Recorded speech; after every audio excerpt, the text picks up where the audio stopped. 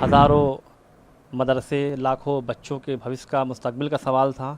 इस फ़ैसले का तहे दिल से स्वागत करता हूँ। आज बहुत पवित्र महीने में पवित्र फ़ैसला आया है। रमज़ान का महीना चल रहा है, सब जानते हैं। आज अलविदा का दिन है। आज की नमाज़ पूरे साल की नमाज़ सबसे बड़ी नमाज़ मानी जाती है। लाखों करोड़ों लोगों की दुआएं थी। सुप्रीम कोर्ट के माननीय जजों ने फ़ैसला सुनाया है, हाई कोर्ट के फ़ैसले को स्टे किया है। हज़ारों मदरसे, लाखों बच्चों के भविष्य का, मुस्तकबिल का सवाल था। इस फ़ैसले का तहे दिल से स्वागत करता हूँ। माननीय जजों का धन्यवाद करता हूँ और जिन लोगों ने इस लड़ाई को सुप्रीम कोर्ट तक जाकर लड़ा है उन सबको मुबारकबाद देता हूँ, वकीलों को मुबारकबाद देता हूँ, मदरसों से जुड़े प्रबंधकों को, प्रधानाचार्यों को, शिक्षकों को, बच्चों को, सभी को मुबारकबाद देता हूँ कि मदरसे पूर्व की तरह, पहले की तरह माननीय प्रधानमंत्री जी की सोच के अनुरूप एक हाथ में कुरान, एक हाथ में कंप्यूटर की तर्ज पे जब रमज़ान के पवित्र महीने के बाद, ईद के बाद जब मदरसे खुलेंगे, उसी रूप में काम करते रहेंगे जैसे पहले करते थे। कितने बच्चे, बात की जाए यूपी में जो है आपके अंदाजन कितने बच्चे और कितने टीचर्स हैं और कितने मदरसे हैं? मदरसे बोर्ड से मान्यता प्राप्त हमारे 16,500 के आसपास हैं और उन मदरसों में तकरीबन 16 लाख के आसपास, 17 लाख के आसपास बच्चे भी हैं और टीचर्स की तादाद भी हमें लगता है कि 3 लाख, 3.5 लाख के आसपास होनी चाहिए। उनका डेटा एग्जैक्ट नहीं है क्योंकि जो अनुदानित मदरसे 5-60 उनका तो 10,000 के ऊपर टीचर्स हैं, लेकिन जो मान्यता प्राप्त मदरसे हैं उनमें टीचर्स की सही गिनती हमें भी नहीं पता, लेकिन करीब 3 लाख 4 लाख के आसपास होनी चाहिए। 16 लाख बच्चे पढ़ते हैं, एक बड़ी तादाद में मदरसे काम कर रहे हैं। तो उन सब के लिए बड़ा आज खुशी का दिन है कि सभी लोगों को जो घबराहट थी, सभी लोगों में मायूसी थी माननीय हाई कोर्ट के फैसले के बाद, उस फैसले को सुप्रीम कोर्ट ने स्टे करके एक बड़ा काम किया है। सुप्रीम कोर्ट ने ये भी कहा है कि जो हाई कोर्ट ने कहा था कि मदरसे की स्थापना धर्मनिरपेक्ष के उल्लंघन करती है, ये भी गलत ठहराया है। देखिए, मैं पहले दिन से कह रहा हूँ कि जो बोर्ड बना, सरकार ने जो बोर्ड बनाया, वह बोर्ड अरबी, फ़ारसी और संस्कृत जैसे ओरिएंटल लैंग्वेजेस, प्राच्य भाषाओं के विकास के लिए, उनकी तरक्की के लिए बोर्ड बना।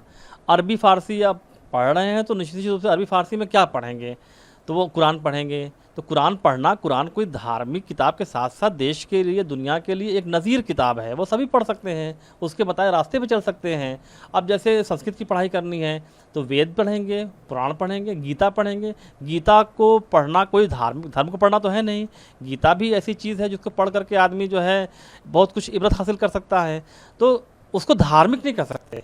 वो लैंग्वेज क्योंकि अरबी हो, फारसी हो, संस्कृत हो, ये ओरिएंटल लैंग्वेजेस, हमारे प्राच्य लैंग्वेजेस हैं, इनकी तरक्की के लिए बोर्ड बना है। अब इसमें जो किताबें पढ़ाई जाएंगी, हो सकता है किसी धर्म को फॉलो करते हो, लेकिन वो धार्मिक शिक्षा नहीं दी जा रही है। वो प्राच्य भाषाओं को तरक्की के लिए, ओरिएंटल लैंग्वेजेस की तरक्की के लिए बोर्ड बना है और मदरसे उसको काम कर रहे हैं उस पर। सुप्रीम कोर्ट ने हाई कोर्ट के जो 22 मार्च के फैसले जो अपील की गई थी उसको चुनौती देने वाले पर एक नोटिस भी जारी किया है।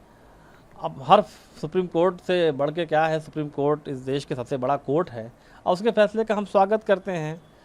उनके जजों को धन्यवाद देते हैं कि उन्होंने ठीक ढंग से इसको समझा।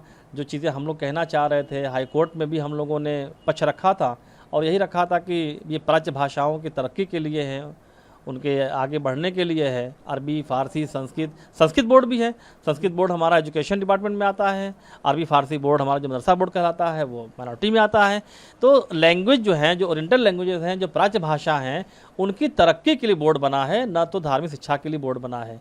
धार्मिक शिक्षा का सवाल ही नहीं पैदा होता। मदरसों में जाकर के देखने की ज़रूरत है। जिन लोगों को थोड़ी तकलीफ़ है कि मदरसे कैसे काम कर रहे हैं, क्या नहीं कर रहे हैं, मैं उनसे आह्वान करता हूँ कि आवें, मेरे साथ चलें या अकेले जाकर के मदरसों में जाकर के बच्चों को देखें, बच्चों किताबों को देखें और उन किताबों में ज़रा देखें कि क्या पढ़ रहे हैं बच्चे। क्या बच्चे साइंस नहीं पढ़ रहे हैं, कि मैथ नहीं पढ़ रहे हैं, कि सोशल नहीं पढ़ रहे हैं, कि इंग्लिश नहीं पढ़ रहे हैं, संस्कृत तक से पढ़ रहे हैं मदरसों में बच्चे। तो एक बार ज़रा बंद कमरों से निकल करके फील्ड में आकर के मदरसों में जाकर के देखने की ज़रूरत है कि मदरसे में क्या पढ़ाई हो रही है। अच्छा खासा बजट हमारे सरकार जो है मदरसों में आधुनिक शिक्षा व्यवस्था को बढ़ाने के लिए, पढ़ाने के लिए किताबें मुहैया कराती है। बेसिक शिक्षा विभाग के सहयोग से उन बच्चों को फ्री किताबें मिलती हैं। तो उन किताबें क्या मिलती हैं, वही हिंदी, साइंस, सोशल, मैथ्स, इन किताबें मिलती हैं। तो बच्चे पूरी तरह से आधुनिक शिक्षा भी ग्रहण कर रहे हैं और जो प्राच्य भाषाएं हैं उनको भी ग्रहण कर रहे हैं। प्राच्य भाषाओं को ग्रहण करने में निश्चित रूप से धर्म से जुड़ी किताबें आ रही हैं। वो धार्मिक शिक्षा नहीं है, वो प्राच्य शिक्षा को बढ़ावा देने के लिए उनको शिक्षित किया जा रहा है।